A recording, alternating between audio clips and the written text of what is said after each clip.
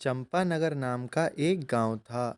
उस गांव में एक घर में दो लोग रहते थे। पिता की मृत्यु के बाद उस घर में माँ और बेटा बचे हुए थे। माँ का नाम था सीता और बेटे का नाम था अमर।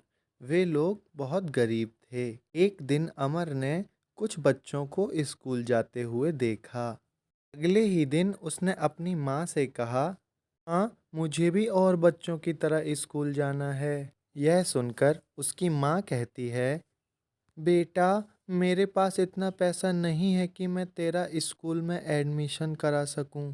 अमर कहता है, मुझे नहीं पता माँ, मुझे तो बस स्कूल जाना है तो जाना है। अपने बच्चे की बात को सुनकर सीता मन ही मन यह सोच रही होती है कि वह अपने बच्चे की जिद को कैसे पूरा करे। अगले दिन सीता काम की तलाश में गांव की सेठानी के घर जाती है। उसे देखकर सेठानी बोलती है, अरे अरे, कौन हो मेरे घर में घुसी आ रही हो? सीता कहती है, मालकिन, मुझे पैसों की बहुत ज़रूरत है। क्या मुझे आपके घर में झाड़ू पोछा बर्तन का काम मिल सकता है? सेठानी कहती है, ठीक है, वैसे भी मेरा बेटा और बहू मेरे साथ नहीं रहते। इतनी मेहनत से अपने बेटे को पढ़ाया था। ठीक है, मैं तुम्हें काम पर रख लेती हूँ, लेकिन 1,000 रुपये से ज़्यादा नहीं दे पाऊँगी। और फिर सीता काम पर लग जाती है। कुछ दिनों बाद सीता अमर का स्कूल में एडमिशन करा देती है। एक दिन अमर अपने दोस्त सूरज के साथ क्लास में बात कर रहा होता है। तभी उसकी माँ अचानक उसे खाना देने पहुँच जाती है। उसकी माँ को देखकर सूरज बोलता है, देखो, कोई भिखारिन क्लास में चली आ रही है। सूरज की बातों को सुनकर अमर अपने मन में सोचता है, अगर मैंने इसे बता दिया ये मेरी माँ है तो मेरी पूरी क्लास के सामने बेइज्जती हो जाएगी। और फिर अमर कहता है, अरे यार सूरज, ये मेरी नौकरानी है, शायद ये मुझे खाना देने आई होगी। तब सूरज कहता है, अच्छा, मुझे लगा कोई भिखारिन है, इसने ऐसे कपड़े ही पहन रखे हैं, कितनी बदसूरत दिखती है ये। फिर अमर कहता है, हाँ यार, तू सही कह रहा है।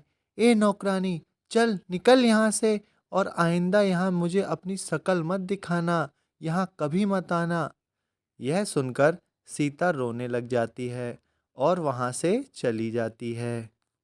सीता जब घर वापस जा रही होती है तो वह अपने बच्चे की बातों को मन में याद करते हुए जा रही होती है।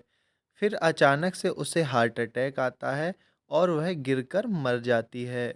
जब यह बात उसके बेटे अमर को पता चलती है तो वह दौड़ा दौड़ा वहां आता है और माँ के पास बैठकर रोने लगता है और बहुत पछताता है कि मैंने यह क्या पाप कर दिया।